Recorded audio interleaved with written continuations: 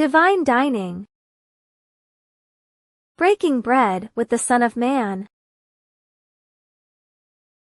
The Son of Man is come eating and drinking. And ye say, Behold a gluttonous man, and a winebibber, a friend of publicans and sinners. Luke 7:34. Jesus Christ rarely paid attention to the negative rumors circulating about him.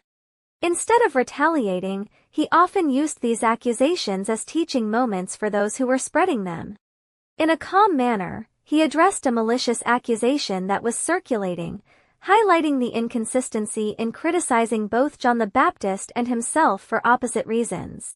Despite offering a different approach from John, Jesus was still rejected. The root of this rejection was not their actions, but rather a deeper dislike for the heavenly wisdom they represented. Those who embraced wisdom would understand and appreciate both messengers, while those who did not would reject them both regardless of their actions or words. Today, the same criticism of Christianity persists. People find fault with preachers for being too learned, too uneducated, too condemning, too loving, too focused on duties, too detached from reality, too sensational, or too dull. The generation that rejected both joy and sorrow still exists.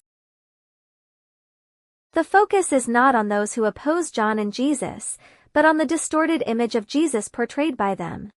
This distorted image is a result of their prejudice, but if we can correct it, we will see his true glory. The two parts of the text are closely related and cover different aspects of our goal. Enemies accused Christ of being a winebibber and glutton, twisting his actions of eating and drinking into slander. His participation in common life showed the truth of the gospel, demonstrating the incarnation of God in human form through his actions of hunger, thirst, and need. This fact of Christ's earthly presence is a strong support for the central truth of Christianity. Jesus Christ showed that he became human by eating and drinking, just like everyone else. This is a powerful revelation of his true nature, showing that enjoying material pleasures does not mean giving in to them. Being like Jesus means controlling desires for a higher purpose, unlike John the Baptist who lived as an hermit.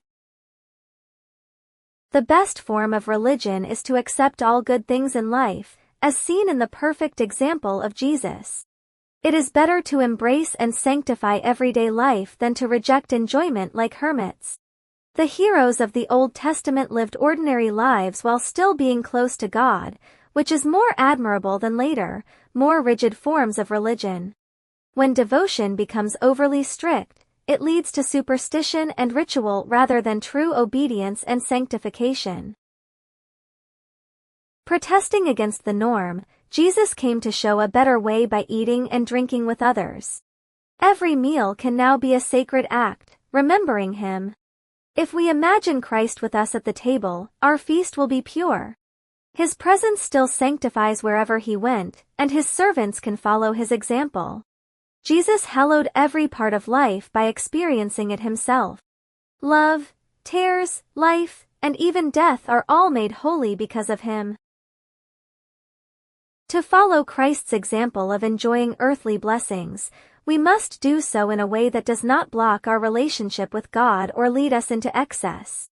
While it is good to reject unnecessary restrictions of the past, we should not use Christ's example to justify indulgence in luxuries that are harmful or mixed with evil. Sometimes it is necessary to practice self-control and abstain from certain things for the sake of faithfulness and noble living. It is better to enjoy in moderation and subdue desires than to abstain and suppress, but we must always seek to glorify God in all that we do. The enemies noticed that Jesus attracted outcasts and sinners, suggesting that he associated with them because he was morally corrupt. They misunderstood his motives due to their own low natures and inability to understand his actions. The enemies acknowledge that Christ is the friend of those rejected by society, drawn to him by a mysterious sympathy. While sinners would hesitate to approach self-righteous individuals, they are drawn to Christ's perfect purity. It is a sign of goodness in a Christ-like manner to attract those considered outcasts. If more of us were like Jesus Christ in our purity, we would be worthy of being called the friend of sinners. The enemies recognized that Christ showed love to outcasts, which demonstrates his compassion. The Gospels describe Jesus as having both infinite tenderness and a firm stance against wrongdoing, which is a unique and convincing portrayal of his character.